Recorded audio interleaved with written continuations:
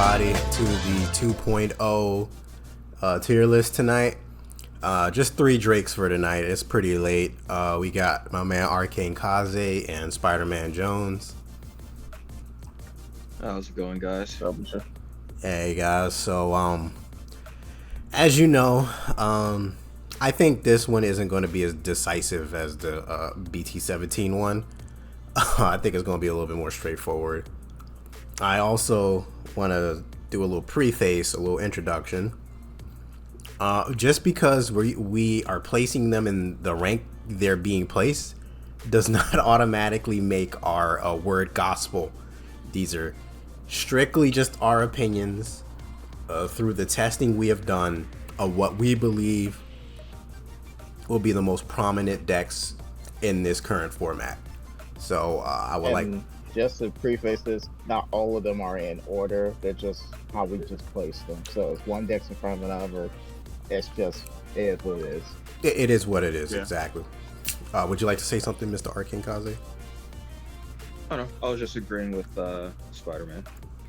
And just to go over the tier placements really quick before we get into it, because I know some people get confused.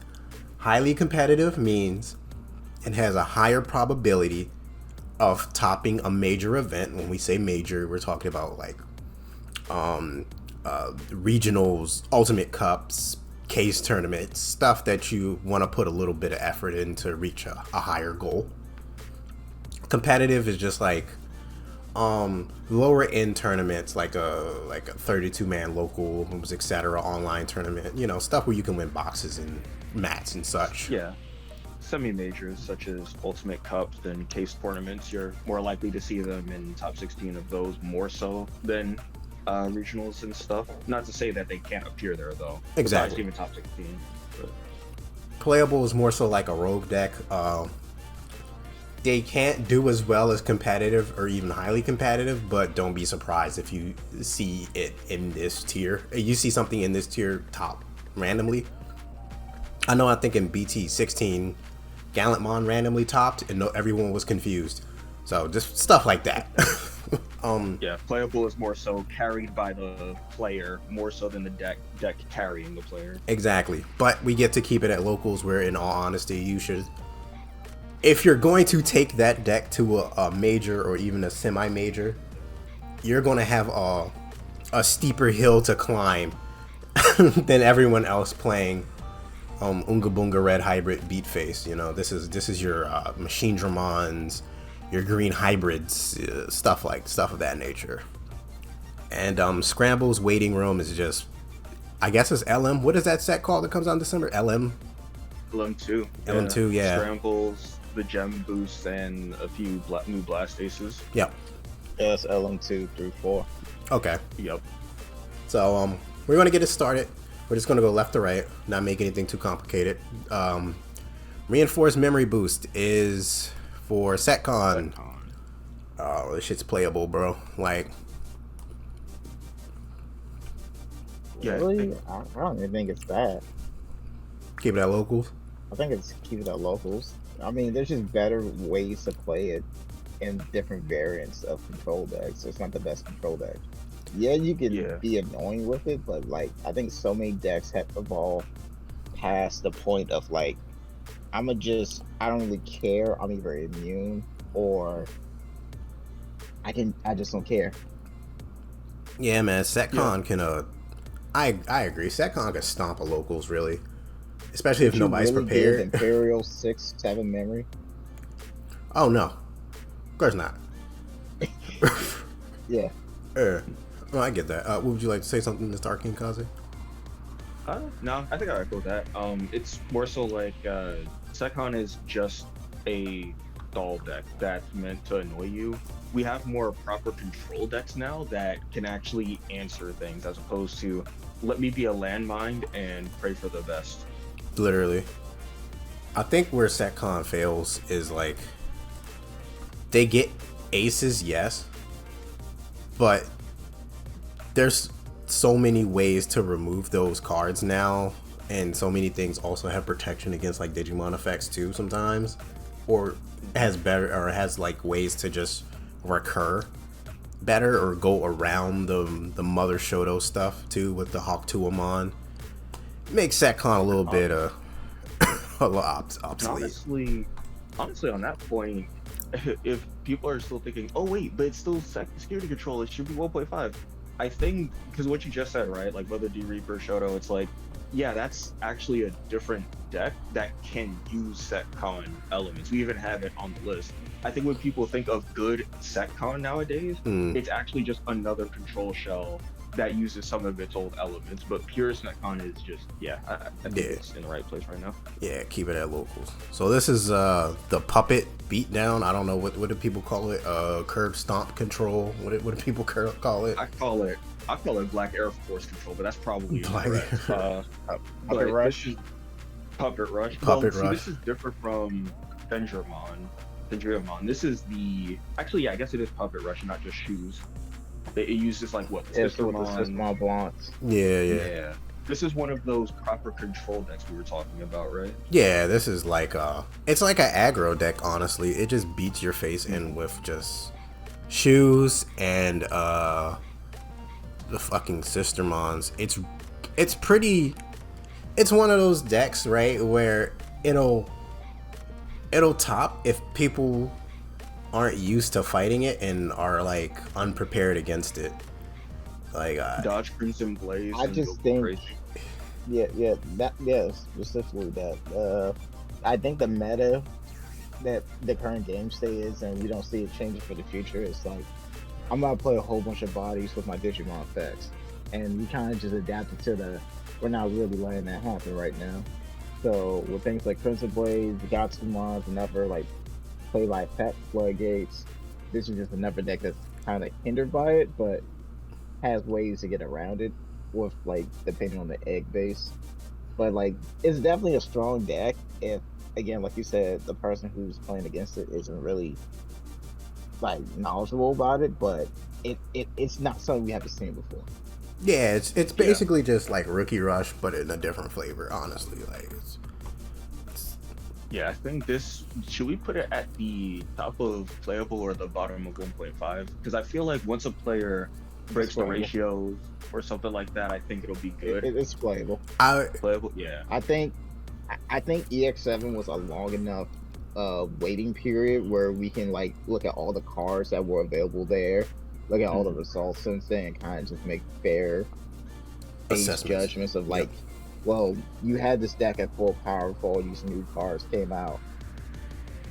How did you perform? Yeah. And now with the new cards in, you kind of just see like, oh, you wasn't doing something there. I really don't see that changing now, but no, you can always be wrong. I just think, and I like this deck. I think it's really cute. I just think the things that's incompatible and highly competitive and highly competitive are just really strong. It just shits on it. That's the sad part. If you're like playing the sim or something, if any sim, doesn't really matter which one at this point. If you're just playing the sim and you're testing a deck and then you see this and you've never seen it before, it's going to stomp you. Literally, it's going to, and you're going to wonder how it did it. But let's move on to Patamon. This is Vmon, not Vmon. Base. Yeah, yellow base armor. Yellow base Magnum. Yeah, you know, the rapids and all that good armor stuff. Vaccine, basically. Yeah, armor vaccine. Tim's. Armor vaccine is interesting. I think it's just. It lost a lot of speed. Yeah, I want to say playable. It's really like. It's probably gonna be the very top of playable, right? Because here's the thing: it's still Magna X, but I've seen people lean more into Rapid X because it's easier to go into that compared to Magna now.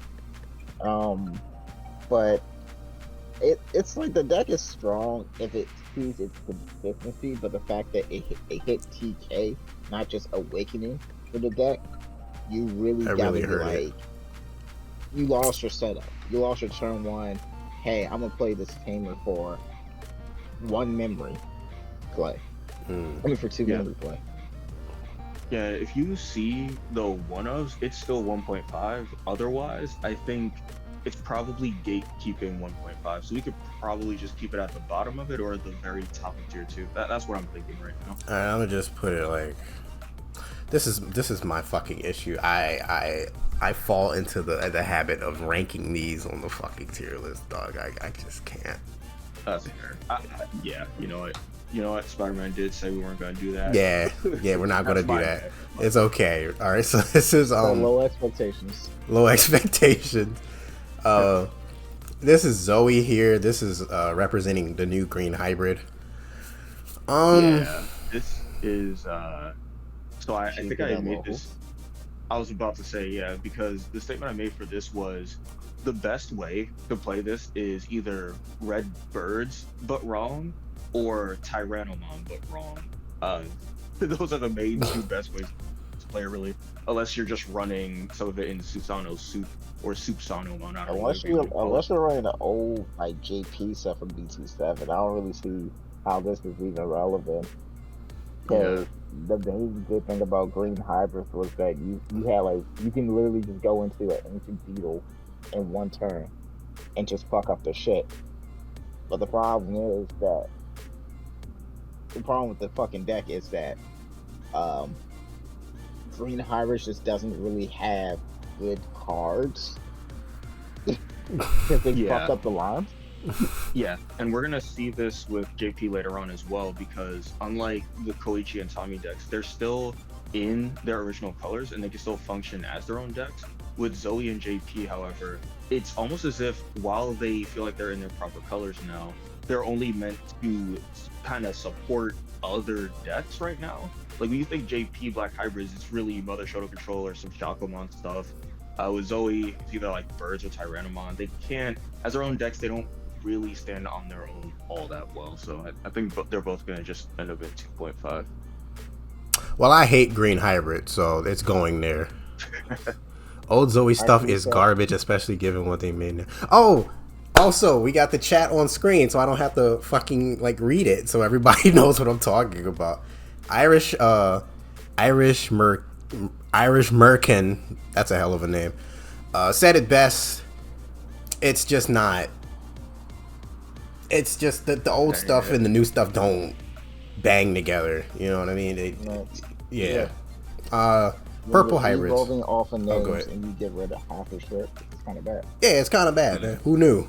We got Koji purple hybrids. I think I accidentally put Koichi. My bad. I didn't put it. It's just the bad is that Dustmon roller loop shit is fucking toxic. But purple hybrid is strong enough as a base where you can just kind of run it as like an engine to go into good like yellow or purple level 6s. Because who knew Digivolving from the trash for cheap is pretty good. Getting free tamers back is pretty good. Milling your opponent out is pretty good. And depending upon like the certain deck you're playing against, making it so they can't Digivolve off their tamers or Digimon because they're not the right colors, you can lock turns out. Most stuff is name based though nowadays, but yeah, who knew locking people out of the game and milling their deck was a good and viable strategy. Literally potentially stopping their color sources to shut them out from certain options depending on how early it is in the game and stuff. That's just wild. That's crazy. Can't you stop aces too? You could technically stop some aces too, right? If you change the color, they can't ace you. If the ace, yeah, that's pretty much what it's for. Busted. Like aces, you can swing friendly. Like, yeah, I'll turn your Galgamon into a green Digimon. No Zudo Ace. Like, what? Honestly, bro. We got Good. Yeah, it's pretty good. No, that's weird. I just think where it falters is trash manipulation, definitely. I think it's just literally like just tamers. There's a lot more tamer hate.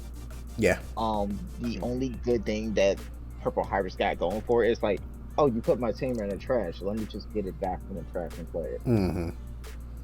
That's fair. That's the only thing it has over the other hybrid decks. It's like it has easier access to trash. So if you like Grand Kawaga like a Koichi, or I'm about to go on my other Koichi, play out that Koichi, and now you gotta deal with it. So it's a little bit more manageable. I got you. This is Alt Force. I wish Mr. Suzuka was here, but they're asleep right now because they live in Australia. But as the other person on the team with Alt Force stuff, other than our boy Mr. Dread Joker, I will say this: Alt Force on paper it looks as good as Mirage. It just isn't as good as Mirage. It's like because mostly it's not only is it slower, it's just that you can't play really fast enough. You just don't have all the cards in your hand. I think also Mirage is better because the bouncing isn't an unsuspend. I think the only problem with All Force is that in order to bounce something, you have to unsuspend with All Force, right? So that makes it a little slower, and you could be locked out if you're going against like a green deck and they just quartz you. Like then you're just like, well, damn, I can't. I'm just stuck here. Or even some aces can like just stun you. What's Uwumon? No, wait, it only stuns you until the end of your opponent's unsuspend phase. So that's not it's good. an unsuspend phase. Yeah, that sucks. But I think it's like Spider-Man said, a weaker Mirage, but a better Melga. I think that's the best way to put it, right? Yep. So pretty much. I would say it could with the new Hawk 2 on it. I think it could beat. I want to be coping and say it's playable, but really it's like that new promo they got in with BC17 was like the Digimon. That's basically like the Vmon. It's supposed to be good, but like no one has really cracked Old Force to kind of get it popping. Yeah, that thing's on play when Digivolving with or something with Vidramon and a Blue Tamer, right? Blue Tamer. That's pretty good. And then the Inherit is like it's just a memory game. That's pretty good. I think I mean I can agree with playable. From what I've seen, it kind of depends on the force as well. I've seen some people, still using the Leomon engine. I've seen people use the starter deck Magnamon. That so far has been the best looking one to me, and then you just go up the line, and then now that you have, like you said, what was it, Honkunmon or Hatuamon, it's like you could just ignore Shoto D Reaper and just be like, all right, well, I'm still unblockable. And I mean, that's pretty good to go from there. And against other control decks, they're trying to set up Tamers too, so you have a little more time. So I don't know. I think playable is pretty fair for it, to be honest. I think like playable. Oh, sorry. Yeah, if you're a really good Old Force player who's been playing it this whole time, I mean, those guys could really make it look tier 1. But, on base level, tier 2 seems solid. Y'all ready to move on to this Royal Knights right here? Yep. All right. Yes, sir. All right, let's put. How good does it get now? It has all the new Lord Knights and Dinos. Oh, it's still too slow. Like just play fucking 7th grade Demon Lords, bro. Pretty much. It's the worst version. Yeah, it's just the worst version. You can't Digiball. Yeah, it's so wild. You can't go into the Ask Anybody force. It's so weird. And just play 7th grade Demon Lords. Keep it a brick with y'all. I love the deck. I still play it every now and then, but you're going to get curb stomped quite often. It's very rare when you get some actual like pop off with it. I will say it's like Millenniumon though, like a weaker version of Millenniumon in that kind of aspect, because once it gets to a certain point, the game is just over. But we have so many ways to stop things from like just being played, or like everything hates it. Yeah. Even everything has an answer to it in some shape or form. Exactly. So it's just rough. And also to mention this, to move on, the Demon Lord stuff has the benefit of being purple, so you can get them back from the trash. Once your Royal Knight is in the trash, it's pretty difficult to get it back. There's cards to get it back, but it's pretty difficult to get it back. It's not as easy. Pretty much just Lord Knight. That's it. Lord Knight and I think Genku can pick them up from trash if I remember right. I played a deck and I don't even remember. Genku Genku can play Sister Moss from the sources. It can play something from sources or Sister Moss from trash. It can play Sister Moss from trash or Roll Knight from Drifthill. Yeah. So. And then give something blocker, right? No, he has blocker. He's 13k blocker. He has blocker. Yeah, which doesn't matter because people can go around him. So, like, whatever. And he's only 13k. And he's only 13k. Yup. So that's another thing. The Royal Knights kind of small. Yeah, they kind of small boys, bro. Even when they came out, they were pretty small. Like 12k back in BT 13 was like nothing. Yeah. Magnamon was the only one who was able to get away with it because he's a 4. Exactly.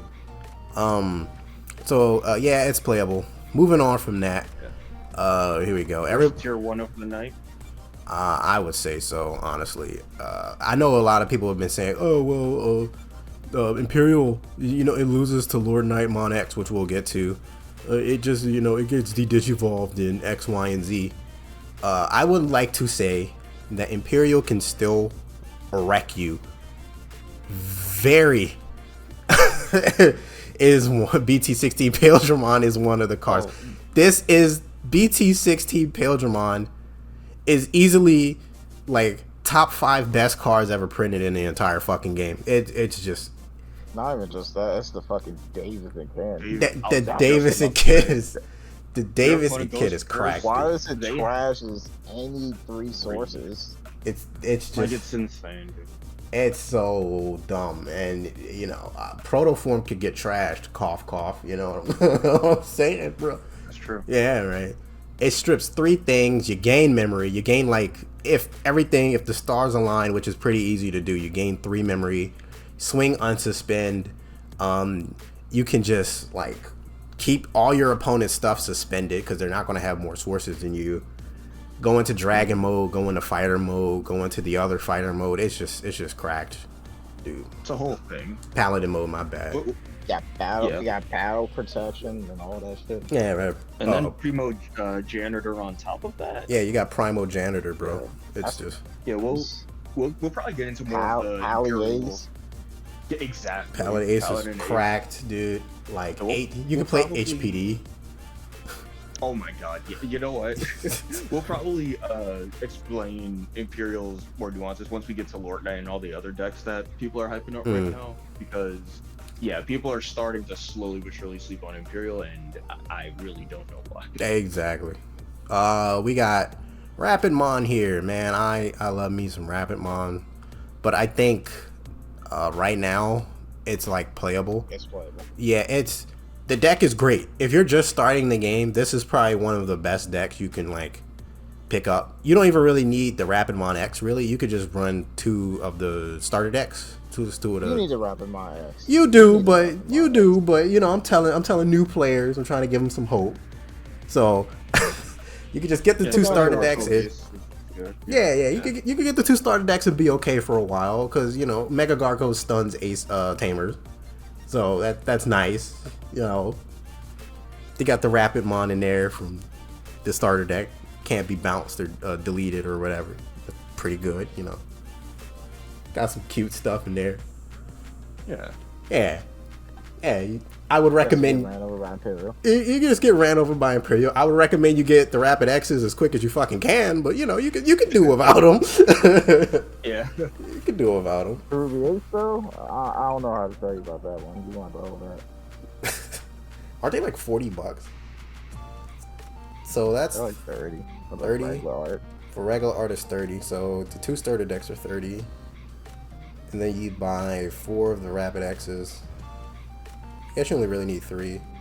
So that's $120, $160. That's not bad for a playable deck, I guess. Oh, that's pretty fucking bad. The top 4. Huge. Alright, so this is blue base armor rush, politically correct Magnamon X? Yeah, this is politically correct armor. Magnamon armor. The correct way to play it.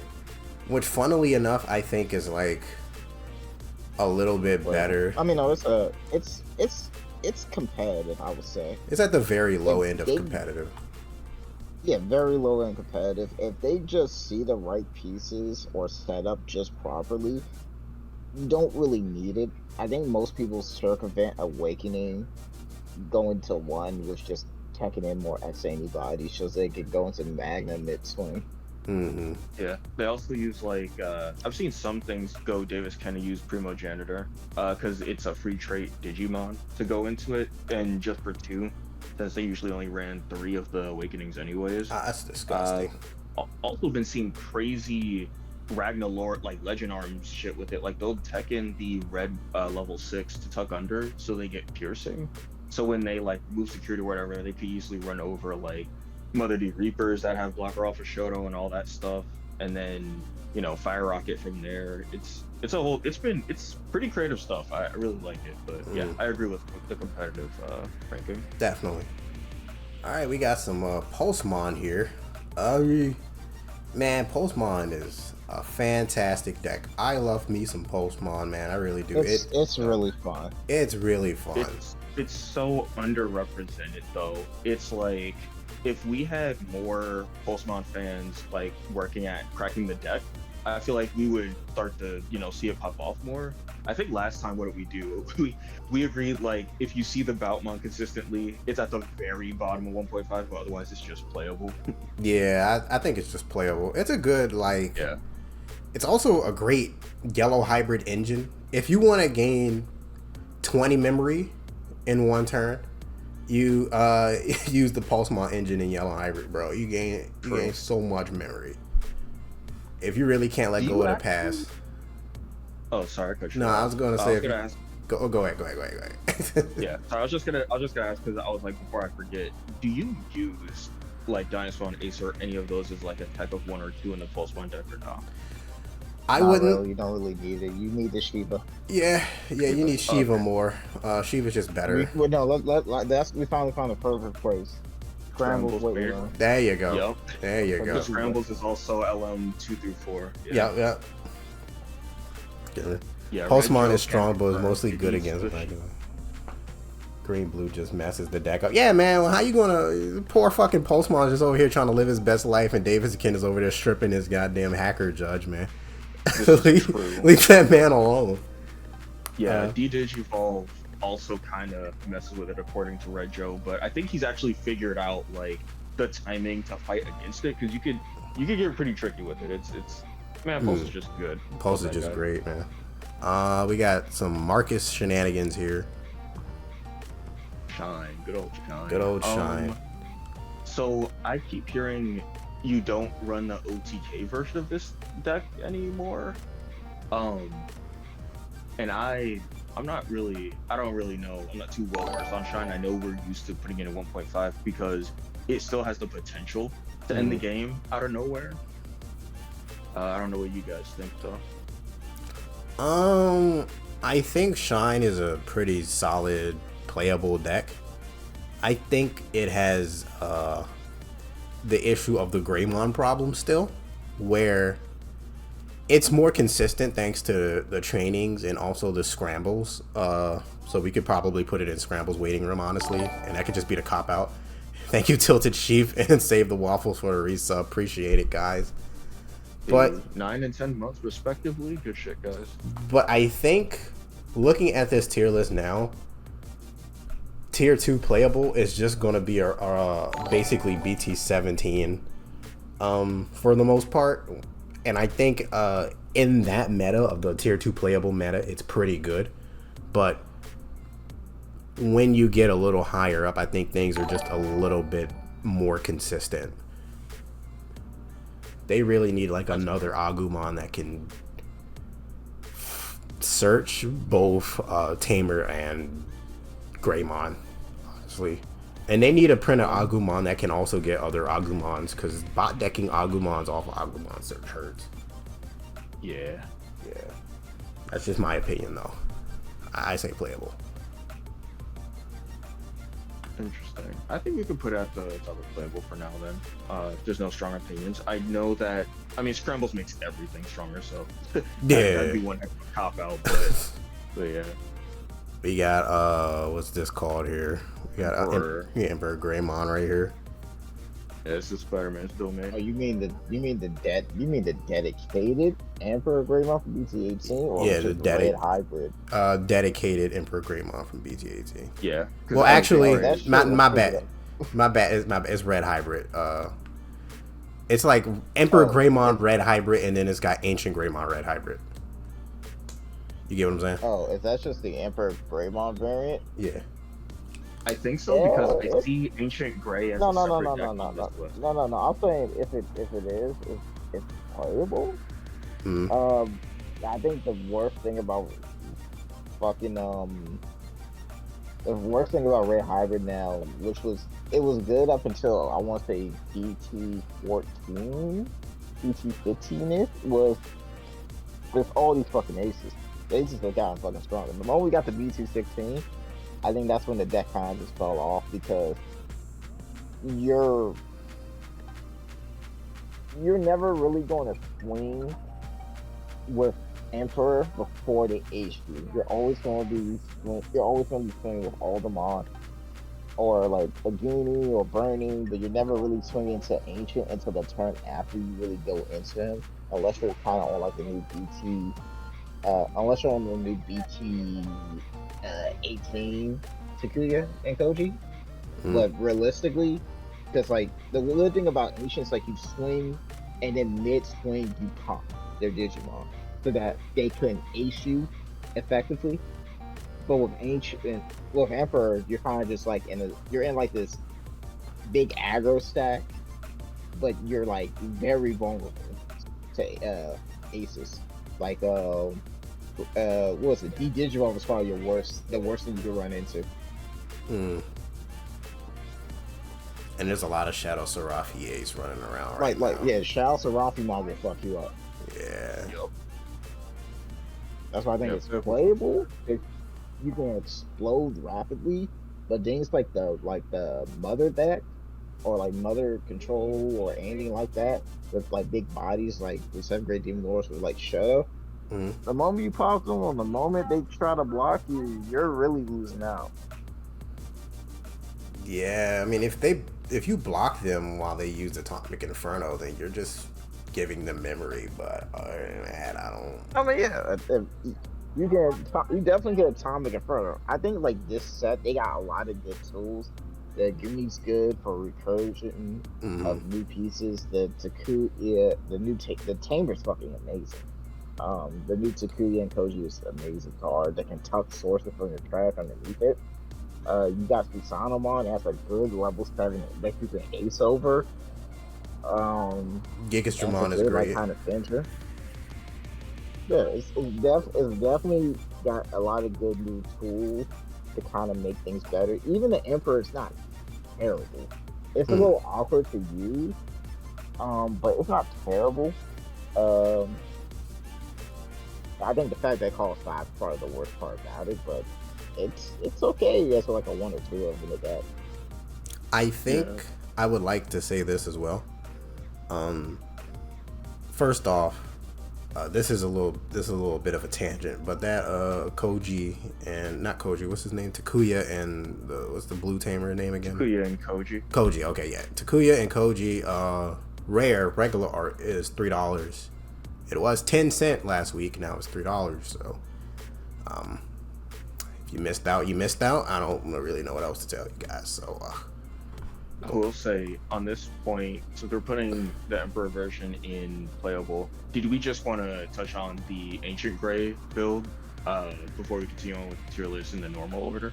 Yeah, why not? Because we're already on the topic of Red Hybrid. Yeah, I think Ancient Grey is competitive. Honestly, it's it could just come out of raising and like destroy you pretty fast.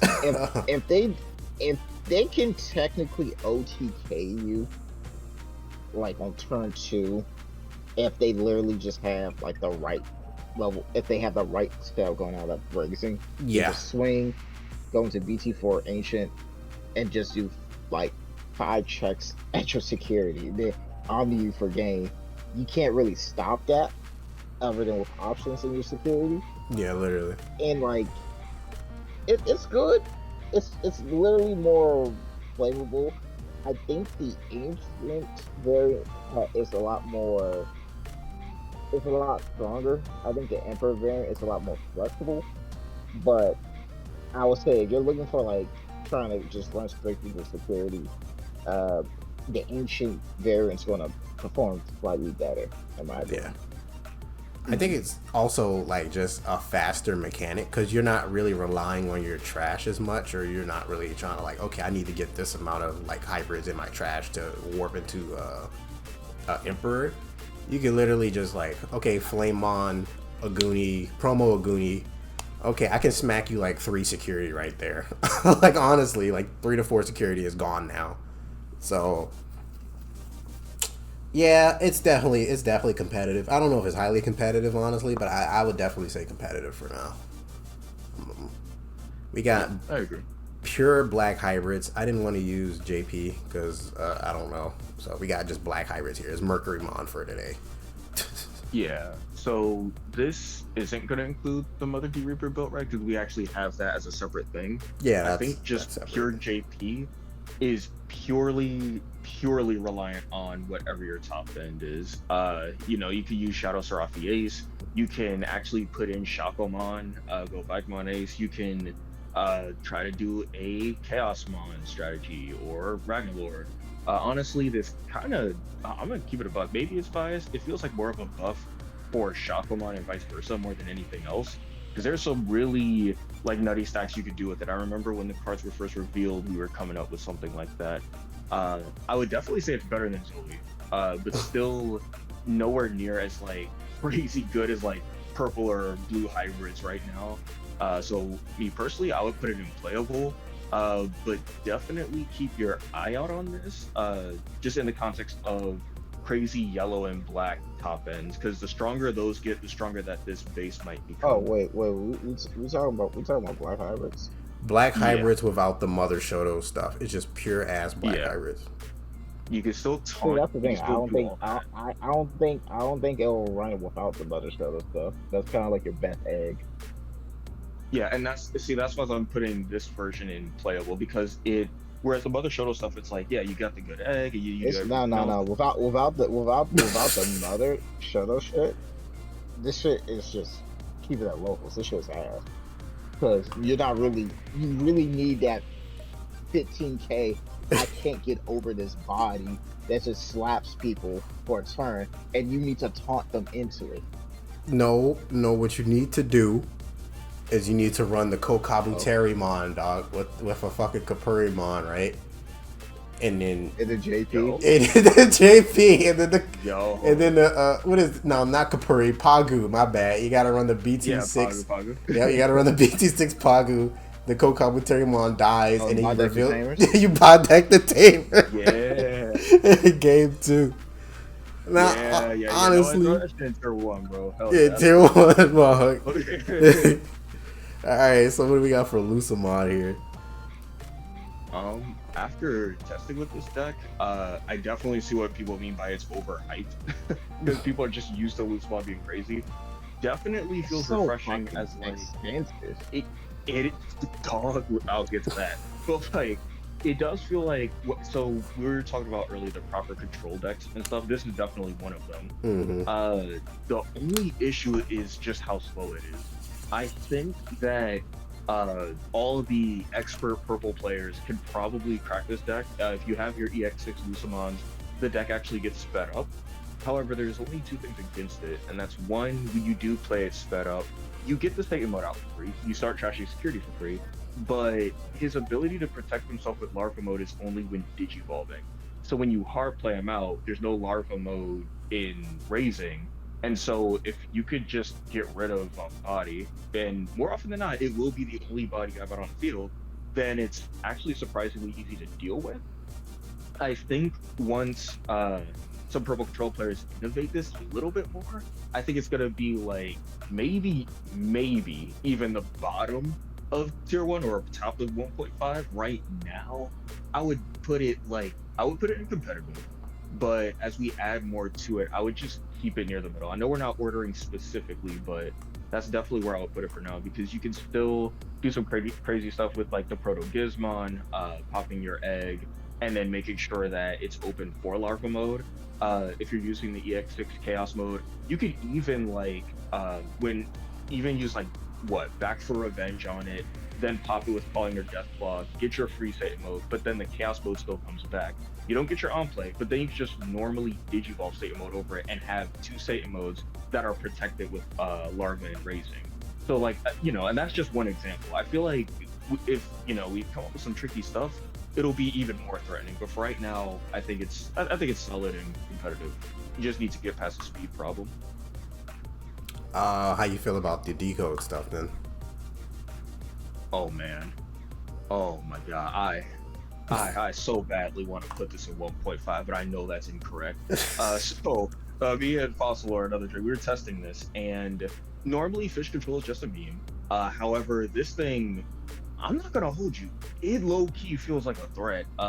This is kind of one of those decks where it's like, oh, okay, dodge Crimson Blaze and dodge a Floodgate, and the world is your oyster, ha ha ha. No, but in all seriousness, the new Decode mechanic is kind of crazy. Ryugamon being able to play a level 4 or lower Digimon is good, but then end of turn it could bottom deck any Digimon you have to bottom deck one of your opponent's Digimon on the same level or lower. And if you choose itself, it can play a level 5 now. The crazy thing about that is that the new level 5 can still tuck something under it, and then we already covered Huankunmon. It can, play more things out from the source as an interrupt. You have the new one that gives unblockable to your stack essentially, and it works in every deck, but this is the deck that it's actually meant for. Right now, I think we could put it at probably... yeah, we would probably just put it at the top of playable. So far, playable seems like it's just gatekept by a Floodgate or some other thing, but I don't know. I feel like this is definitely a pilot deck. The BT17 Tamer, giving everything rush to whenever you need it, and everything having jamming, and especially Lanamon.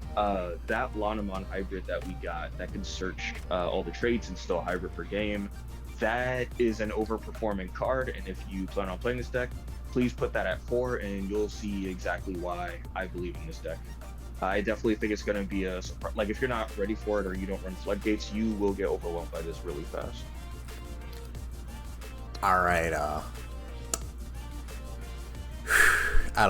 Fish is interesting. It's probably BT7 is the oldest is one of the oldest goddamn archetypes in the whole game, and it still does like nothing. It's kind of crazy. It's almost like Gallant in a way, right? Where Gallant had more success than Fish, I think, and definitely had more success than definitely. Fish. Like, this is the first format where I think Fish might actually do something relevancy. I don't know about success per se, depends on representation, but kind of like the chat just said, I think every time building up a Hexablow and stuff. Look, every set they give us Fish support. Every fucking set, basically. Yeah, and it does nothing. That Aegis Dramon has not been reprinted since EX3, and that's supposed to be y'all boss monster level 6. I mean, it's level 7. That's the thing, though. You actually don't need it anymore. You use Paladin. That's what I'm saying. It's supposed to be your boss monster, and you don't need it. They keep making new Fish support, and the best part of Fish support goes into Mirage. Yeah. I think in order to make Fish good, they need to tuck the stuff from the hand and not the field. That would be busted, but I think... They do, though. Oh, they do now? They do, though. And it still sucks? They do. Some of them do. Oh, then there's no hope for it. They do. The Tamer tucks from hand, level 5... Yeah, the level 5 tucks from hand, and then when you decode, you play them. Their on play still tuck from hand as well. That's why I'm only keeping it unplayable, because I'm like, once we get more of that, it might be good. You gotta start looking at decks like this. There's a lot of decks that just play shit by effect. How good are you at playing your cards by effect? And the problem with Fish is that you have to tuck specific levels that you may or may not have resources, which you may need or not have at the time. So it's like a worse. You honestly brick worse than Imperial. That's fair. And the ones that have to bounce, I mean, it's interesting. On paper, it sounds fun, and it could be fun. It's just in actuality, your best level 5 that you want to play out, you have to tuck in your source because you have no other level 5, and then you're just bricked on level 6s, and then you're just pointing out. I think the best card in your deck is that B27 Goldman. So the draw. Funny enough, most of the problems we were describing, this set actually solved. Because I was gonna. I get it. Yeah. Now, But, granted, like, the I fact agree that- with you in terms of it's not going to be as competitively viable, but I mean, again, that's why I'm saying it's playable right now because it's finally having the pieces that solves all of its problems. It's just in the meta right now, it's still going to get shut out. And then they're gonna make a whole new line that has nothing to do with that old shit. And you're like, which one do I use? No. I mean, well, actually, no. It's actually kind of easy to pick which one you use. Like they kind of did the thing where it's like, oh, they made a whole new line and it kind of phased out the old shit. The BT7 Goemon, you do not need that actually. Like Beador actually discovered that all you need is the new Sago, the Liberator Searcher. Then you use the Swimmon, and then you could take your pick of Datamon or Lunamon, and that's really your rookie base. And then in terms of tucking everything, Lanamon just tucks anything you need ever. The Tamer Yao, she tucks literally anything so long as it has the traits, and it's level 5 or lower, and that's it. That's the only requirement you need. All they need, if this deck were to ever be above playable, the only two things need to happen. One, floodgates need to become unpopular again, and that includes option-based ones like Crimson Blaze and Play by Effects, obviously. And two, just more cards that say Decode Blue on it. That's really it. Otherwise, this is just a really fun deck on paper and in practice, but competitively, I'm saying it's just playable right now. I don't think you're gonna top in a semi, major with this or a crazy, high tier tournament. But I mean, yeah, it's if you don't know what's going on and you don't got no floodgates, you could drown. It's possible. You can drown. All right, we're moving on to fish. I mean, not fish. My bad. Bees. I know, right? And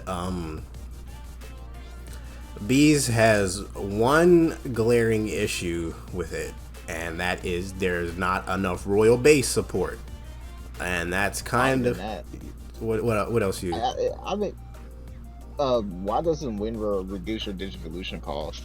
I don't know. I don't know. You stole the question right out of my mouth. I don't know. I didn't make it. I didn't make it. It is good. I'm not saying like it's competitive good. It's good, but like it's why not just play Tyrant? Honestly, it's just like Tyrant's better. You can play Tyrant on top of it. You could play Tyrant on top of it, and that just begs the question: why even play the B shit at all if you're just gonna play Tyrant anyway? But it's fun. It's fun. It's cute, and I'm glad people are actually interested in green because green is not a very popular color in the game. Just pure green. Into the ground. Because if green ever was left unchecked, it'll probably be like next to blue and purple is the best color. One more point too. Honestly, bro. Honestly. That was our only viable deck for what? 6 formats? 6 formats, man. So I would say Bees is playable. You can definitely lock yourself, like Hunters, right? You could definitely lock yourself out of your whole entire turn if you tuck the wrong, B into your security. And you can also just fuck yourself by going tuck happy and just filling your security full of bees, which is a lot of fun and happened to me multiple times in testing. So I would say playable, definitely. I think Vespa is better than Queen Bee, but that's just preference. I prefer the control with Vespa more than the swarm with Queen Bee. And while we're just on the topic of bees in green, I want to take Tyrant and put it into the very, very bottom of competitive. This is like the best green deck right now because you take the best aspects of all the other insectoids, and you can just cram it into Tyrant. Like you can use the Cannon Bee. I think that's the one that de-digivolves. I get that one and the other one mixed up, but you can really use both because the other one pops play costs. They have the Inherit where you can trash. Tyrant also has the bot deck ability. Actually, I want to put Tyrant in the Scrambles waiting room actually, because you get that Shiva, boy oh boy.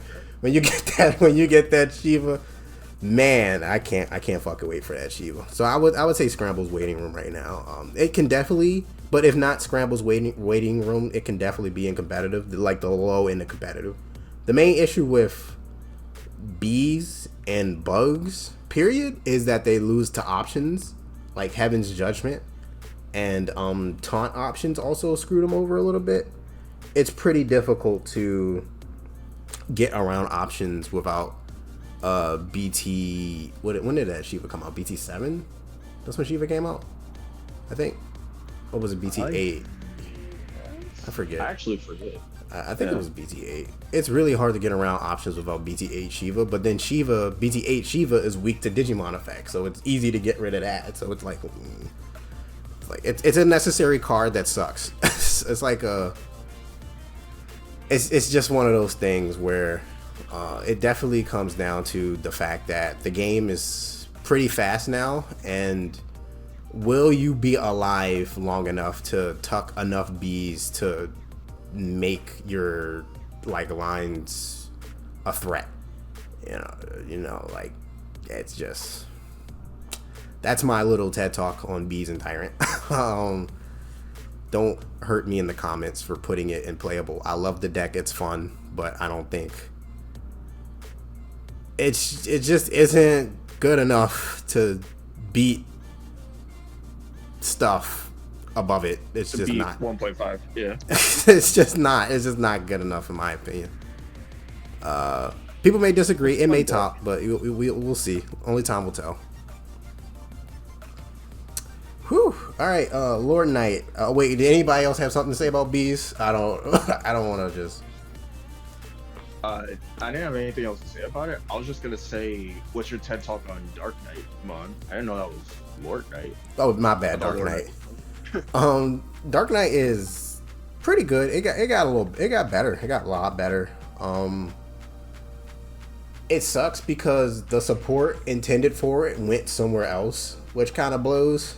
But the thing you mistaked it for? Yeah, the thing I mistaked it for, right? But right now, I think it's in a solid spot where it's like playable.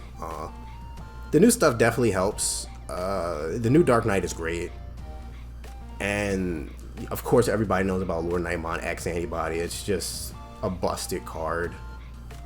Even more so now that I understand how interruptive abilities work. Now it just got even stronger, honestly. So I would say it's at like the bottom of competitive and like the top of playable. I think the main issue with Dark Knight still is that it is too like reactive and not really proactive. You have to like, it depends on your opponent doing stuff before you can really go off. Like if you just slam Dark Knight down without de-digivolving anything, you don't really feel good about that, because it's like, well, that's the whole kill. It's like the whole point of him is to de-digivolve and get rid of something. So it's a control deck. It's a control deck, honestly. It's like, so it's one of the better control decks in my opinion with the recursion. Let me move that bad boy to playable. Interrupt witchcraft you talking about? We had a whole discussion in our Discord about how to understand interruptive abilities, and it kind of blackpilled the shit out of me. Not gonna lie, because I thought interruptive abilities worked differently than how they worked. So I'm gonna stop it there because that's a whole nother conversation. How we feel about Hina links? I feel like they deserve a new Hino. That's it. That's my opinion. Man, keep it out, locals. Dragon, I want to put it in the end of competitive, man. Dragon links, dude. I know, dude. I don't know. I will say, one of our friends, Machine Wash, was trying to like cook with it, and man, those top end dragons are so cool. Like the effects that they have. Oh, by the way, yeah, you can't push out a raising with anything 6k DP or less, and don't bother trying to play it either. Like what? Like that's really cool. But I don't. It's just in practice. It's like I don't know. I know officially I was like, oh man, my bias. I want to put that 1.5, but it's a fun deck with playable. But with Dragon Links, it's same thing, but it's a tier lower. Because unlike stuff like Fish or Bees or Dark Knight or anything else that's like kind of, oh yeah, this is fun, they got into support in a set before recent sets, but just not what they needed. Now do the LM2 through 4, does that fix anything? I know they get the Garnet Mem boost, and that makes the deck way more consistent. According to our friend Machine Watch, that actually helps it a lot, so we could possibly put it in Scramble's waiting room. But otherwise, 2.5. I mean, I'm down for Scramble's waiting room, though. But I will admit it's cool. I think Scramble's waiting room is a good place to put it, honestly. But if I were to put it, I would say like at the very end of competitive, because like doesn't the which one is it? It's the Metallic Dramon, right? That you can't Digivolve on what is it? Something with what is it? You can't Digivolve with can you look it up for me? I'm blanking on the effect. Like you can't Digivolve Digimon 6k or lower or something like that. I think I'm looking at it. Yeah. What set did this come out in? EX6. EX7? EX6. Oh wait, it's EX7. EX7, my bad. Alright, so yeah, Metallic Dramon is on play when attacking. You Digivolve 4 on one of your opponent's Digimon, like that's hilarious. But the when Digivolving is none of your opponent's level 4 or lower Digimon can Digivolve until the end of the turn. Yeah, level and 4 or lower turns, Digimon. Yeah. When this thing would leave the battle area, it like plays the other guy. So yeah. Hey, you know what's level 4 and lower? What that is? Hybrids. That's insane. So it's almost like you can't go up the line off Kendo where you're trying to go into your ancient group. You sure can't. I learned that the hard way. Yeah, tried to do it out on the fucking sim. I'm like, all right, I'm gonna go.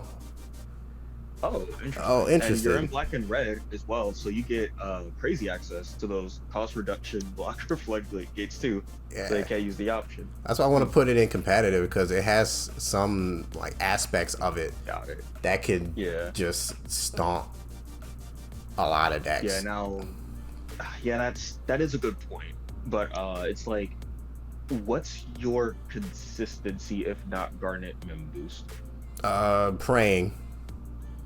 See, and that's what I want to put it in the waiting room. That's Fair enough. The only reason why I want to put it in the waiting room, because I do see what you're saying, and I honestly agree, because those are some of the coolest like control boss monsters. It's like it like preps for that, you know. That's fair. That's fair. All right, I'll put it in Scramble's waiting room. When are we gonna get trainings that pick up fucking 2 or different colors, bro? Like that would break the game. So this is the Galaxy engine right here. Okay, I was just about to ask which one it was. It's the Galaxy engine, just in general. Yeah. The engine, I know last time we put it in tier 1. Does the new meta with like purple hybrids and Lord Nightmon, does that change anything, or is it still just good? No, it's still just good, because it has black text, so it has black box text, so it doesn't really get too hurt from like the changing of their original colors. So I guess they can't go into Hex or Mirage, but other than that, I think the deck still cooks. And it's one of those decks where they just do so much, you have to believe what they're doing is legal. Oh, that's funny. Like, you could do that? Alright, I'll buy it. Sure. I will say, with the return of purple, most purple bases can always fit in their floodgates, so like Decode and stuff. I think, you know, if you're prepping for this against this deck, like having memory floodgates slows it down tremendously. They can still degen and stuff, but they won't keep gaining the memory off of it. Yeah, go for it. So I think, is this the gatekeeper for tier 1 then, or is it still at the bottom of it? Because this is still the engine. I still think that this is fucking solid, honestly. Like I think it's at the end of highly competitive. Also, I just looked it up. Floodgate Gazimon is $4, by the way. What, regular art? Regular art Floodgate Gazi is $4. Okay, so I guess it's yeah. Yeah. I was curious because it was like $1 the other day, so. Yeah. So I guess for tier 1, we're probably just gonna be putting stuff above the engine. I think that's solid. I don't do market watch content anymore. That shit is degenerate. We just sneak in market watches here and there. Yeah, like you know. Yeah, like literally. I wanna put Ragna in. I wanna put it at the bottom, the very bottom of like competitive, in the very top of tier 2. I think in terms of its performance right now, I would agree. 1.5 is good, maybe tier 2. However, I think it is also Scramble's way to go. I think the promo Zubamon becoming more accessible means we might get more representation for the deck, meaning it might show out more. However, the Garnet Mem boost is like that main piece of consistency that the deck's been missing, because you can only really run like the BT5 Lucemon, and then maybe analog youths and stuff. But once you get that Garnet Mem boost, you can gain the memory to then keep tucking legend arms and stuff. Once you get into one of your Ragnas, there's oftentimes just nothing your opponent can do. That's very true. Yeah, I think it's way to go for now. Okay, that's fair. Alright, we got Zephargamon. Is that how you pronounce his name? Zephyramon? How do you say it? Zephadramon. Thank you. You could do either or, yeah. I wish Red Joe was here. He's a bit more well versed in the deck than I, but this deck is interesting because it's one of those decks that's like, okay, you know, I unsuspend or you unsuspend, I get protection. So against things like Imperial, like, you know, it's like, okay, they suspend you and they unsuspend, you technically become protected from them, right? Like if you're a starter deck one. The EX7 one is really good removal, but ironically on the other end of things, a lot of Digimon get protections now, so it's like what the heck. So yeah, oh yeah, no, you read my mind. It's like you're 2.5 for now. We are like one wave of good green liberator support away from this like being a lot better, like stupid, so. Right? Yeah, like that medieval gap. Man. Like it just, I think the issue with the deck honestly is not even the fact that like the everything has protection now. I think it's just too weak. That's the main issue. It's like 14-17k on the opponent's turn. Things now can like either de-digivolve or like force you to attack or go around you or strip your sources, making you weaker. I think it's just too much against it. That it's like a tamer. It's Digimon protection is cool, but the fact that it's not protected from tamer effects too, it's like, yeah, Davis and Ken does not care anymore. Davis and Ken does not care. Yeah. We got Bill Starmon. Sadly, Bill Starmon is gonna be at locals. Yeah, this is a weird one. I've played against this a couple times. The deck, flavor-wise, man, that shit is so fun. It's like you literally low bullets in the chamber. Ironically, I would actually kind of put it around where the Wonder Stomp card is, because a lot of blue decks that like to source strip, because damn near every blue deck has access to it now. They actually don't want to do that against this deck because they you'll go into Peldramon source strip, and then you'll get de-digivolved into an XV. And it's like, oh, okay, cool. Now if they have another Stingmon, it's even worse for you. However, it's like if you strip the wrong options, it could actually just low-key fuck you up, and they could still blast this on top of that. Now, against things like Lord Knight, however, they could digivolve you into the option, so it's like, I don't know. But I don't know. I do think it still boxes well with a lot of stuff unplayable. So I don't think it's keeping out locals per se. I think I would put it in tier 2. It's one of those things to me, in my opinion, where they really kind of fucked the archetype over. I know you should be always looking to the future and not dwelling on the past, but I really think they should have allowed the new stuff to work with the old stuff on this one. Like I do agree with that. It should have made the new option 7 cost. That's it. Yeah, they should have made the new option 7 cost. Would it have been fucked up? 100%. Yes, of course. But would that be as bad as anything else above it? That's my whole thing. Correct. Like, is really having a triangular shot or whatever the hell it's called, or all-out attack from Persona. Triangular. Yeah, it's really having all-out attack. Like, is that really as bad as Paildramon stripping 3 things, gaining 3 memory, and like deleting 4 of your fucking security in 1 turn, or Magna being immune to everything, or fucking Koji literally just tucking things that you already removed, or Ancient Grey coming out of raising and fucking annihilating 4 to 5 of your security. Is it really as bad as all of that?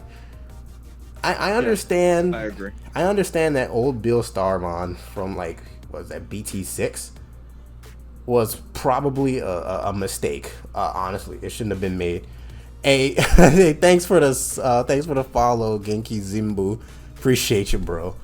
I honestly think old Bill Starmon was a mistake in how they worded it. They should have implemented the trait mechanic sooner. For options, yeah. They should have implemented that sooner, and that could have fixed a lot of the issues. Then you can't just use every single 7 cost option in the whole entire game, right? So it sucks because this archetype is really fucking cool. Like, who doesn't like 3 Musketeers? 3 Musketeers is a fan favorite, but they're suffering from past mistakes, man. It's like it's like that one thing that, you know, people just won't like let go in your life. You're like, oh man, yeah, he's such a cool dude, but remember that one time at the party 8 years ago when he did this? You know, it's just that it's just like that. So I think it's honestly good where it is, but how you feel about Lilithmon? Slept on only because it's getting overshadowed by all the new shiny purple toys, like Purple Hybrid and Lord Knight. If you honestly, if you just sit there and you don't have protection, it gets Lilithmon actually gets pretty fucked up. Really fast. I don't know, it kind of loses to the right blue deck from what I've seen at certain locals. I don't know. Lilithmon X is kind of actually, Justice. You're in the chat. Where would you place Lilithmon X? Because where would you place it? I'm thinking like it gatekeeps competitive or top of tier 2. Yeah, tier 2. Okay, tier 2, fair. Yeah, okay. Yeah, that's solid because it's just, I don't know. It kind of gets outclassed by some of the other shiny or purple stuff at the moment, but it is still. I will say, don't sleep on it. Man, Justice, I really want to get your fucking Lilithmon list for our channel because you have the most, like, original, in my opinion, the most original Lilithmon list I've ever seen. Yeah, I remember playing, reading the cards, playing around it, and then he goes, it doesn't have protection though, where I'm like, well, no, it's like, oh, so if I delete it, I'm good. I'm like, wait, how is he doing it though? This man plays a rookie down. And it's like, oh, I guess my thing's deleted. Actually, no, reverse, your thing is deleted. I'm like, literally, there's no way that just happened. Literally, bro, that's crazy. It's so cool. It's really cool. Like, these decks may not be super fucking powerful, but they're cool. Like, the archetypes and the way they design the cards are just fucking cool. So at least it has that going for it. Swing, and the attack stops and your security's gone. Like that's fun. Literally, like, it's fun. It's fun. We got Mother Shoto black hybrids right here. This is what, like, that. This is it. You know what I mean? This is the black hybrid Mother Shoto stuff, and I want to put this like in competitive. The deck is really good. Like, it's stupid good. It's really fucking good, dude. But it does have flaws, so it's not a busted deck. Is Mother Shoto fucked up? Yes. Can it be dealt with? Yes. So it has it's a balance. It's a nice healthy balance of control and aggro. It's mid-range. It's a great mid-range. Yep. Just swing over them. Stop being a baby. And if you're too weak to swing over them, Stop being a baby. Put some Them. plugins. Put that blue plugin in your deck. You got tamers. You can use it. Come on now. Swing around it. And if you are blue, Pulsemon is right there. Just play blue. Yeah, just play blue. Just play blue. And if you don't want to play blue, play red and run them over. Literally.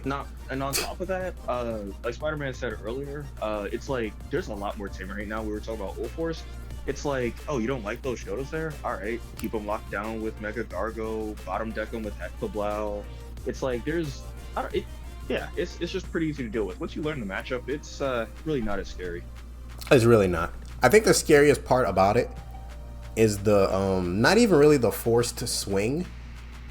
It's the fact that you never really know what mechanic they're gonna do next. It could be like, okay, I can get aced here. I can get rushed down with black hybrids.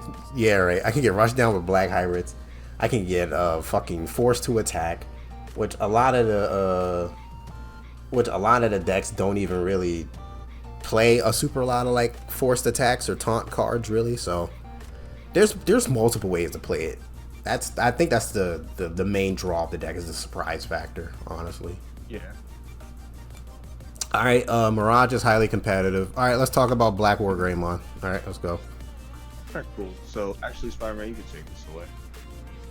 Black War. All I know is Probo Zubamon is cool in this deck. That's my only opinion. Go ahead. Yeah, if I was playing Red Face, which I don't. Black or Gray is in a weird situation where, honestly, if you really just go back to BT8 and go old school, you have a lot of tamer hate with that and Hades Force with the BT8 Black or Gray.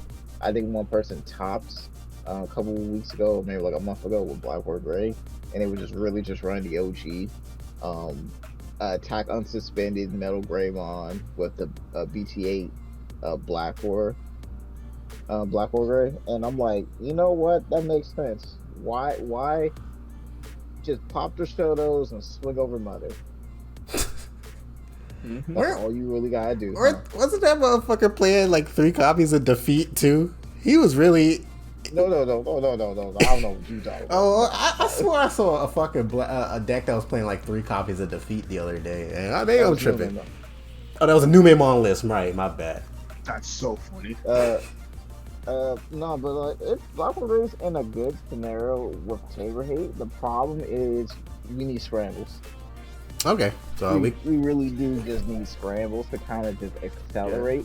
Because I was testing Black War Gray out on the sim, and training doesn't cut it sometimes. I just need like a cheaper Evo cost. Yeah. Because trainings reduces it by 3, which is 1 more than a training. True. I mean, you're just paying 3 to evolve. Yeah, literally, bro. Yeah. You're just literally paying 3 to evolve, which, honestly, with the ties, it refunds itself. Plus, we need to recur our pieces from the trash. Fair. I will say, before LM2 to 4, where would you put it right now in the tiers as is? I know we're gonna play. Yeah. Play less fair. Just for the people out. I think Lucemon absolutely shits on this deck. Oh, that's hilarious. Yeah. Because you gotta just sacrifice your tamers, right? You just can't allow.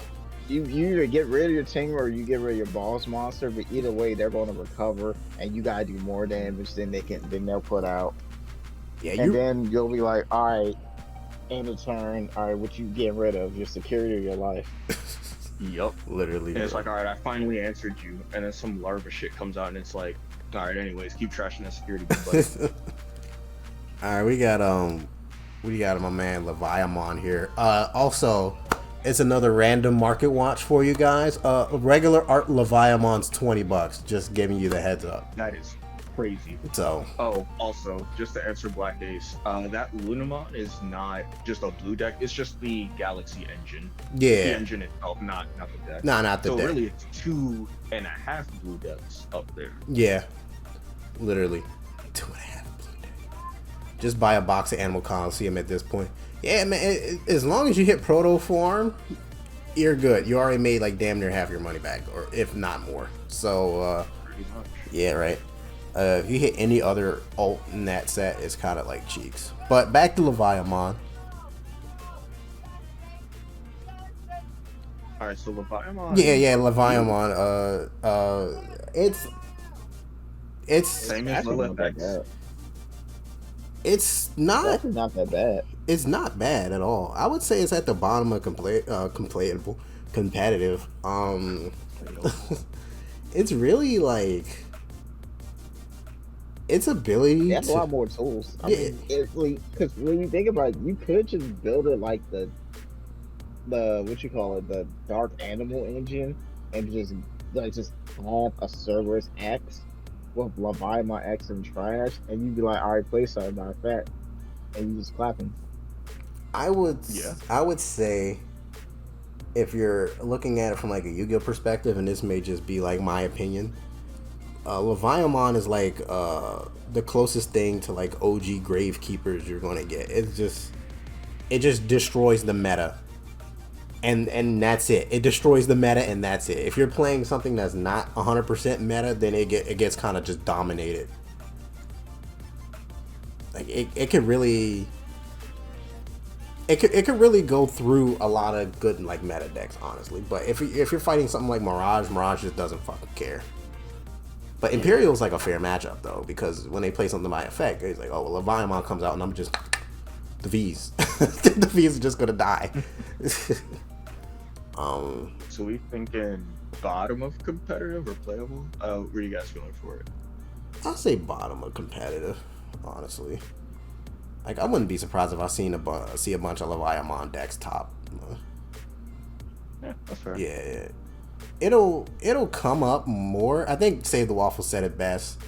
It'll come up more when decks that like automatically lose to it are more prevalent.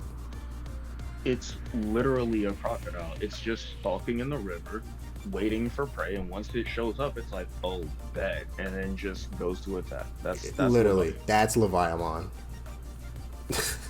He's a croco boy.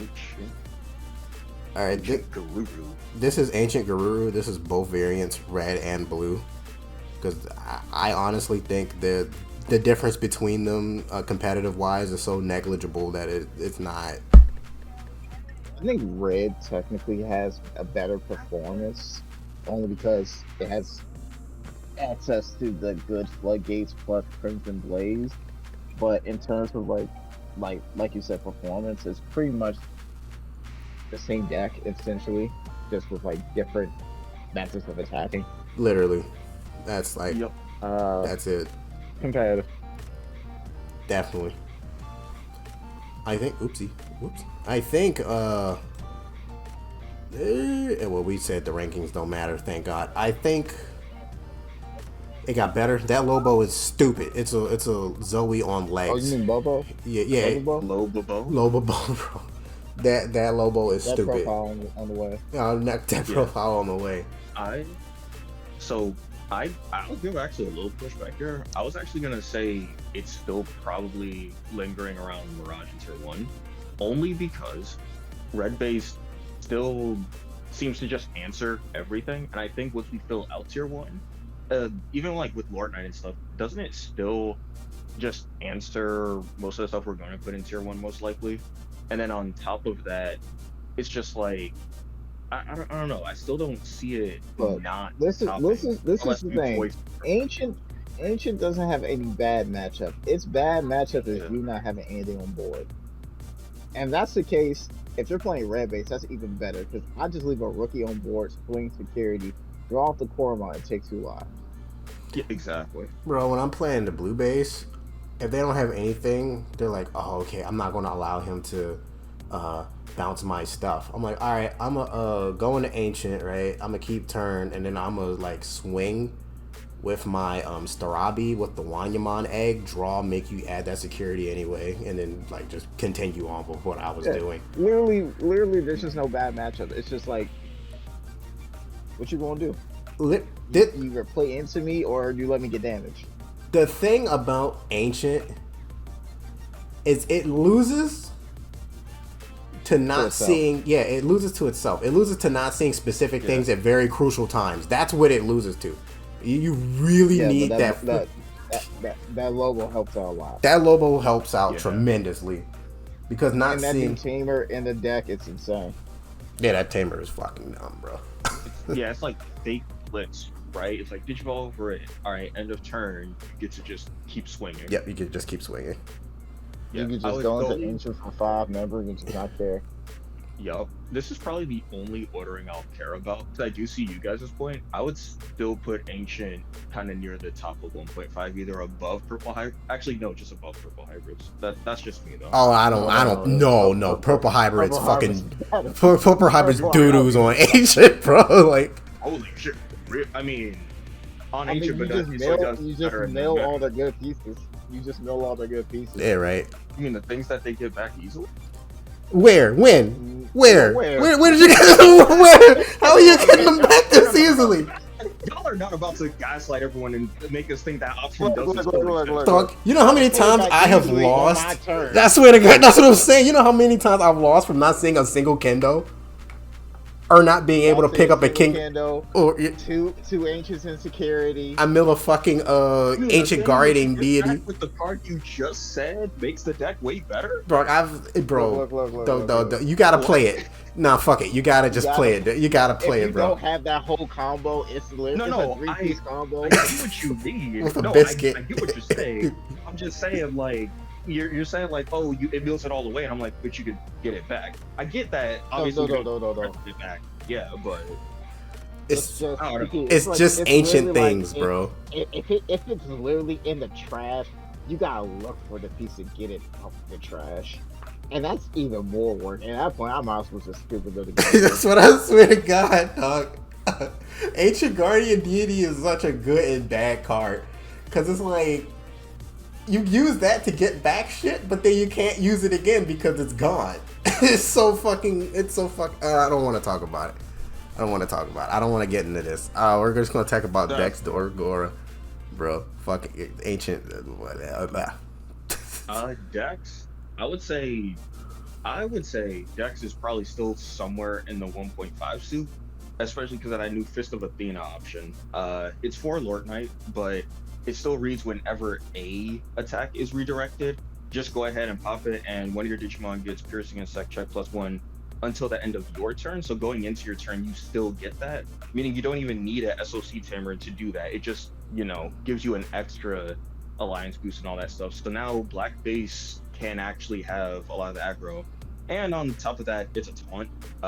So yeah, I think Dex is still in a place where it's like, I can still eat a bunch of tamers for breakfast. I can still delete Digimon and get benefit from it. And oh dang, this meta's purple, so you just dealt with me and deleted me. That is very unfortunate for you. And then they just keep playing the game and stop you from doing so. I think you're missing another crucial aspect of this deck, and is that it can delete tamers as well, which is pretty important. I said that it eats tamers for breakfast. I missed that. I might have had a stroke. My bad. It's all good. So, yeah, it's just a good. I think right now, Dex Doragora is everything that Black War Greymon wants to be, bro. Like, imagine if Black War everything that Doragora wants to be. Yeah. Imagine if Black War Greymon had Collision. When you get attack unsuspended, doesn't it already means it has Collision? No, Collision's a fucking best weapon. Collision is so dumb. Like literally forcing them to trigger the fucking start of that tie is fucking insane. It's so good. You know what? You can warp into your boss monster when it happens too. Like, man.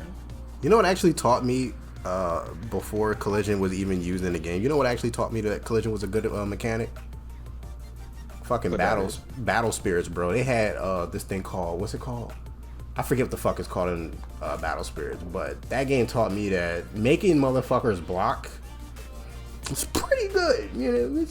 It sounds stupid. Oh, you're making me like not take damage. No, you don't really only see the whole point. I'm killing your fucking board, dummy. You know what I'm saying? It's so it's so good. Sometimes multiple times, because you know you just swing, oh collision, okay that's dead. Swing again, collision. You gotta block. I don't want to block. Well, you gotta do it. Yup. It's like when your aggression is also a board wipe every other turn.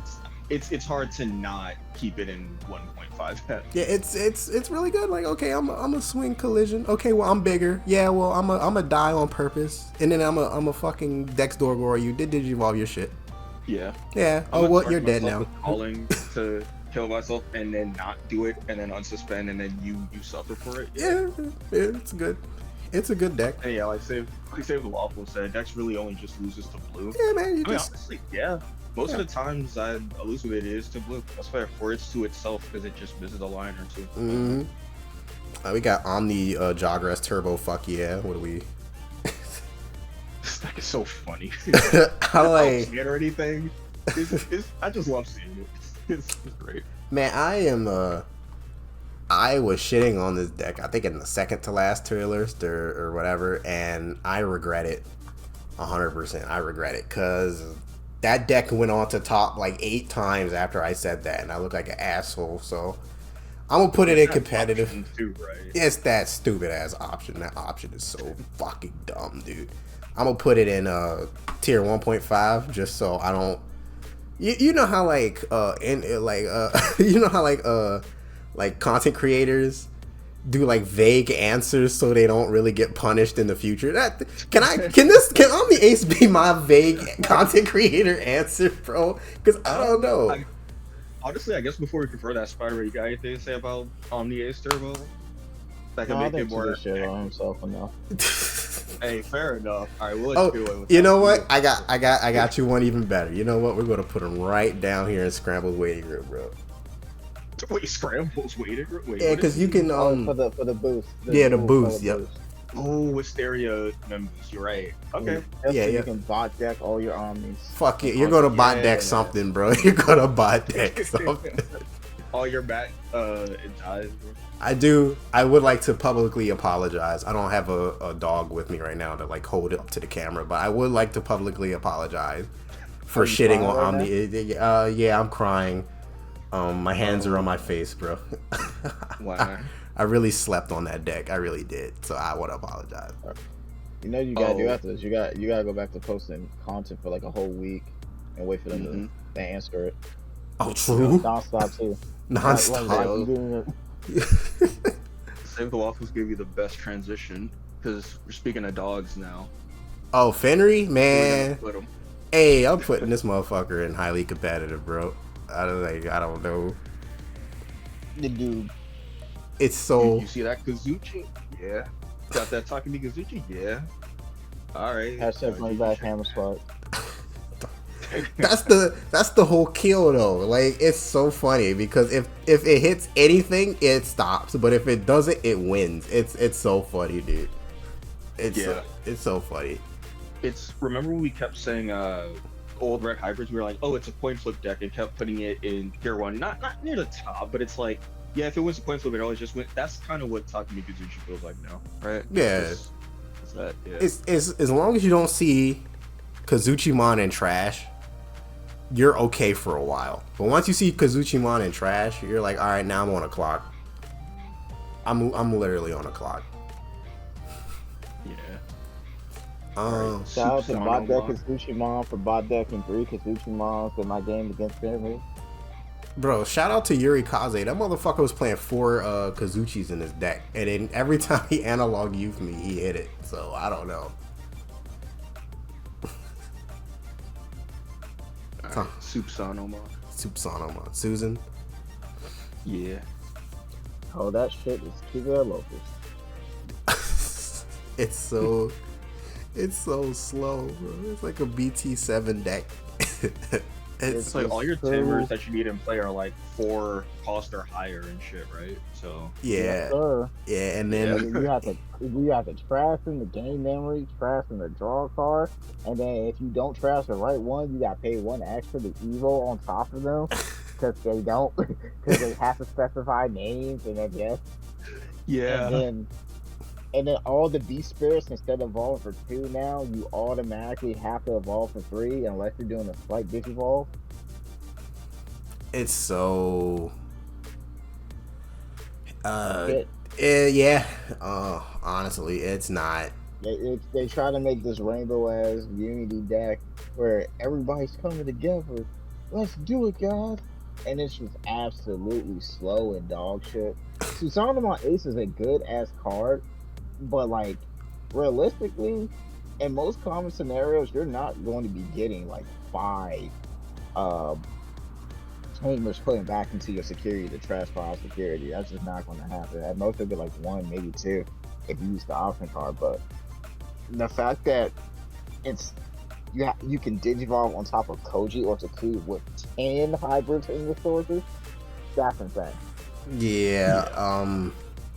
The option could help you get there, but I mean, like you said, the setup for all of that is still just it ain't it. The deck would have been playable if that option allowed you to warp on top of a Takuya or a Koji. What you mean?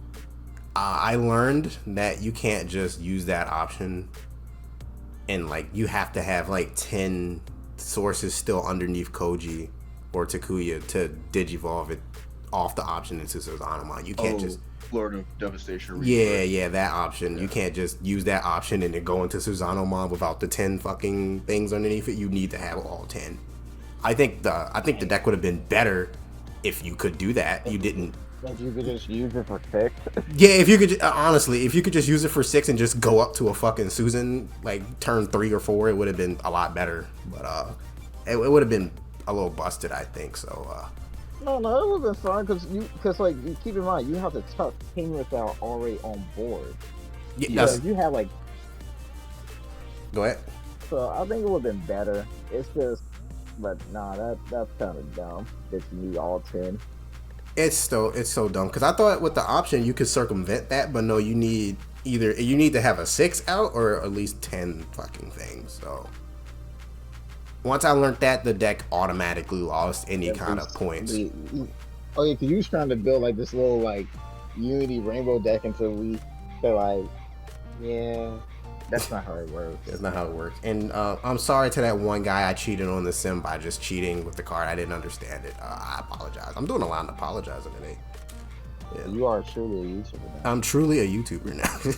So proud of now you just need to make another controversy. I need to make another controversy. I'll start market watch videos. No, and fuck up the market. Asian country. I'm not going to even comment. I'm not going to even comment on that. What I am going to comment on is Dynasmon, right? The twit longer coming soon, I swear. Dynasmon is playable, right? You're either keep it at locals. Yeah, didn't you say it's like how fast you kill yourself? It's worse Pulsemon. It's worse Pulsemon. Bro, you kill yourself so fucking quick, bro. At least at Pulsemon, when you kill yourself, you'll be back at 4 security. Yeah, at least. Dynasmon's like, I don't know what's in my security. It might be something good. It might be something bad. I'm gonna just chill as soon as get out of that rock. Like the crazy thing is, Red Joe was testing this.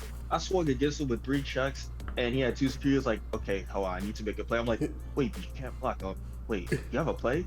Yeah, I need to make a decision. Okay, I got it. 8 tractions of security. I'm like, what? Wait, what? And here's the thing, that was actually the play he needed to do. I forgot the specifics, but I just remember we just died laughing after that. It's like, that's really just the whole point of Dinos. It's crazy. You have to just, like, he just murders himself, bro, so quickly, dude. Like, I trashed 4 of my security in 1 stack. And I'm like, all right, what do I got to show for this? 1 protection in a fucking 22k body.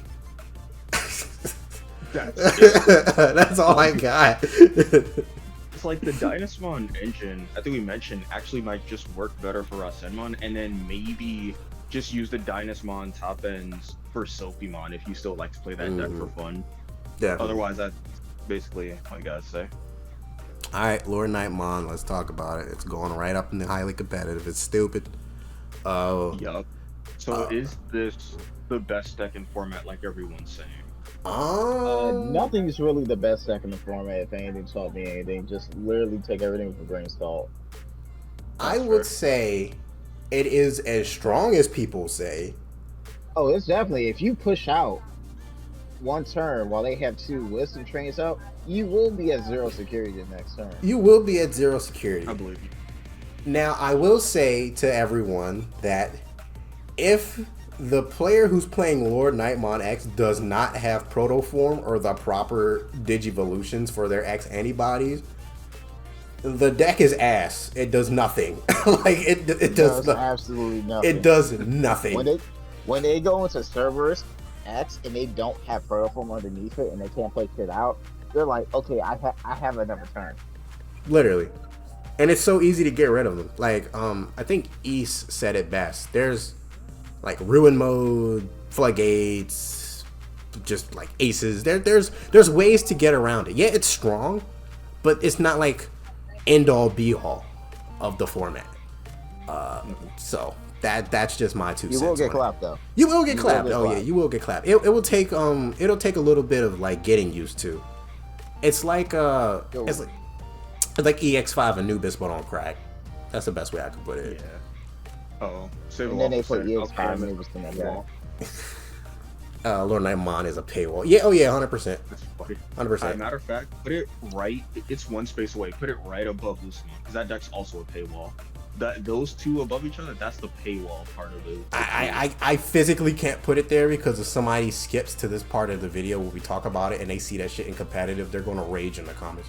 No. I mean, like in tier 1. In tier 1, put it above it. Like I actually physically above it like that. Yeah. Oh, all right.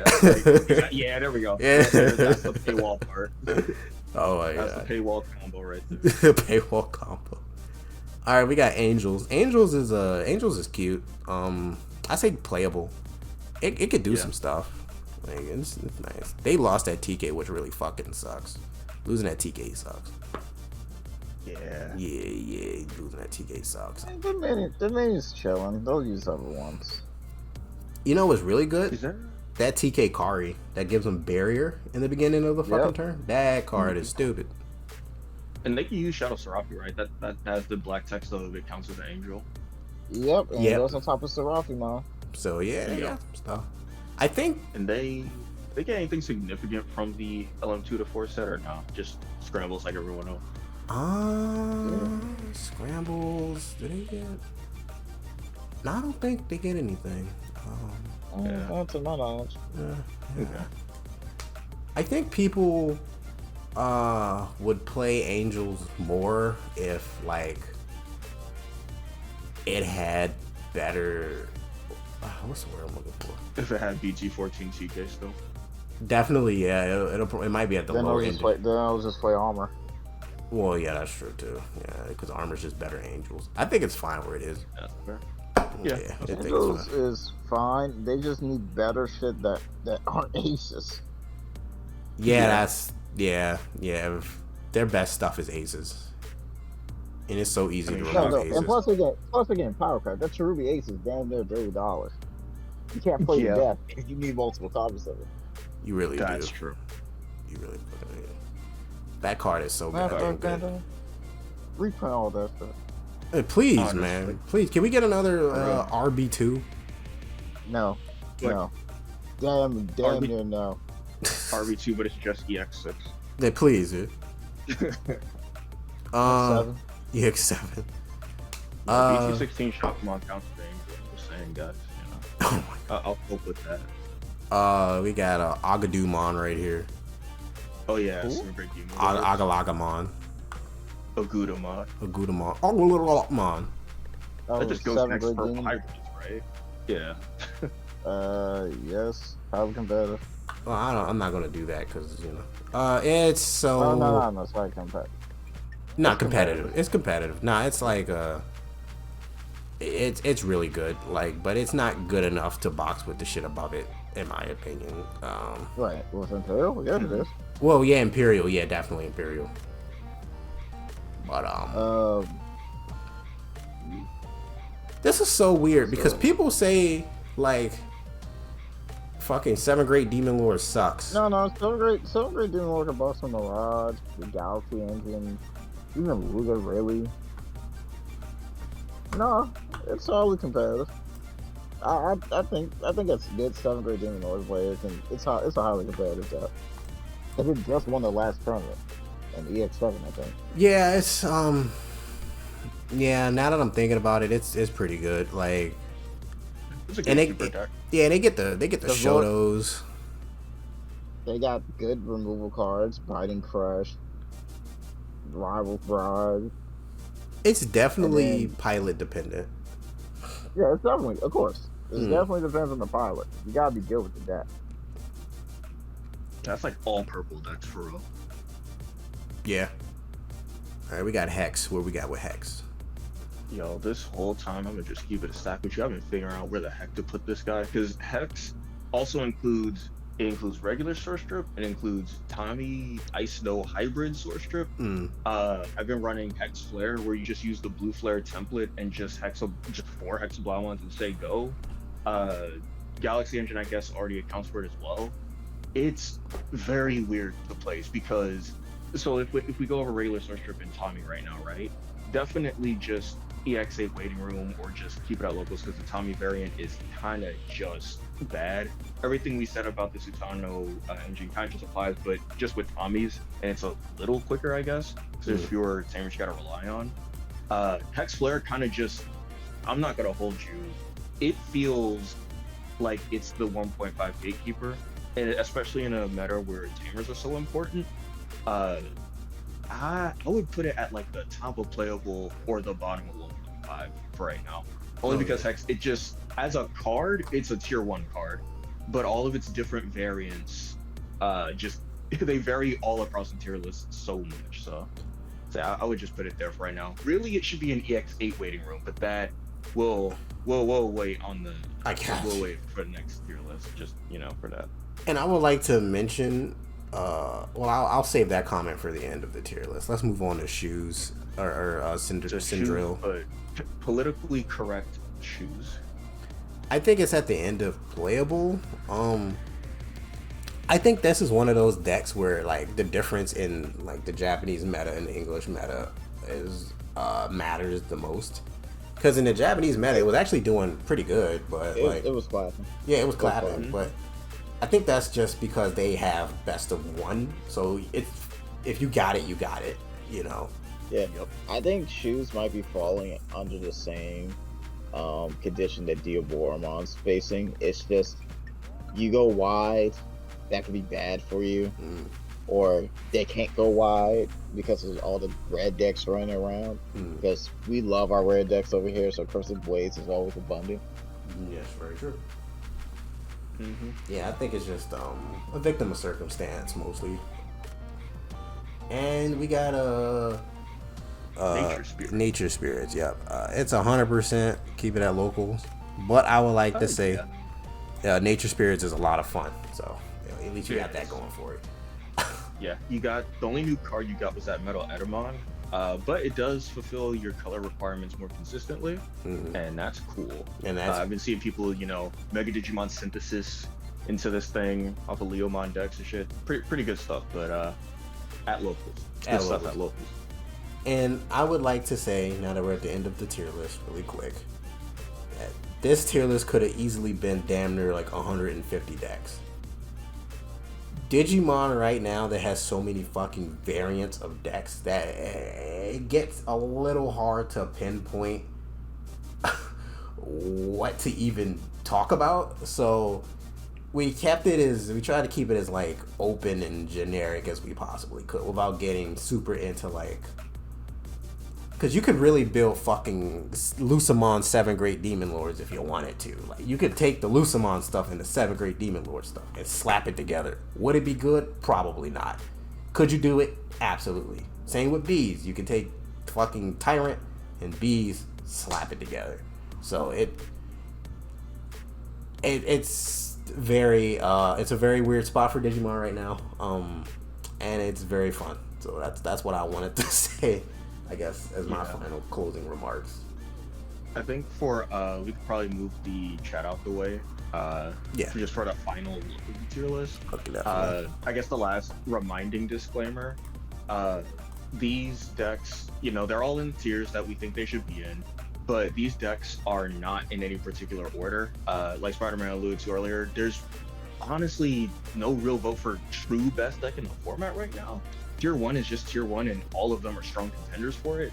I think this is a list where our tier 2 was the biggest it's ever been, because I'm gonna keep it a stack. There's a lot of fun decks. Like, Digimon is honestly at a really fun point casually, in my opinion. Like, if you're not sweating too much and just playing what you enjoy, like in that tier 2 area, it's like, it's really enjoyable. Not gonna hold you, but yeah, I think this is solid. Anything you would like to add, Spider-Man? Go out there, support the locals, support the local games, local car shops. Don't watch videos. They're ruining the secondary market. And yeah, just have fun. The game's pretty good. If you know friends who are interested in the game, just help them out. Give them some bulk you don't like. Tell them about the games. That's on. Just buy a good.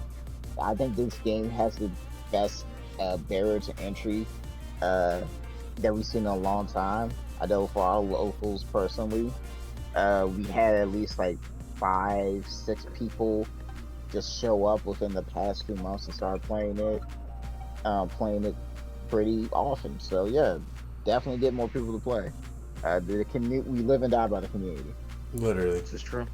And I would also like to say, on top of that, if you guys ever need deck help, or you want to play, or you have nowhere to play, the online community is always a great resource. We always help new players in our Discord. There's other Discords you can go in that's not ours that will always be willing to help. I think the strongest part of Digimon is honestly, like Spider-Man said, the community. And we live and die by the community, so go out, support the stores, support your locals, tell your stores you want this game. You don't have to always play sweaty decks to have a good time, honestly. There's plenty of stuff out there. You have fun every now and then if you're training for regionals or official tournament, or even just a fun tournament that you want to take seriously and improve your competitive play.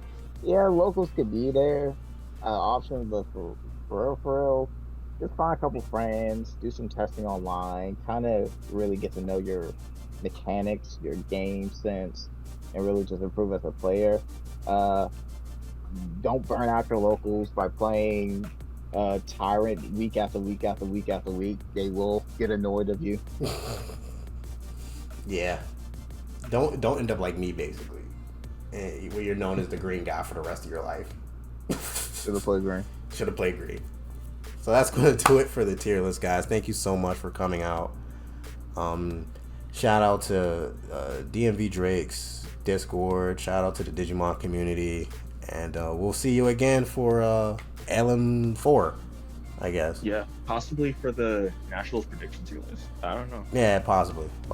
If y'all want it. Yeah. If y'all want it. If y'all want it. Let us know in the comments. Any wacky light goals before you head out or not? 50 likes and I'll make another 50 likes and I'll make this is what 1,000 hours of Greymon looks like. How about that? Oh god. Where'd you gain that footage from? Just go to a construction site, go to the part where they're laying down the bricks. Just record that for about 100 hours. It'll be a fun 24/7 live stream. It'll be a fun 24/7 live stream. Alright guys, thank you guys so much for watching. Be sure to like, comment, and subscribe, and we'll see you on the next one. Take care.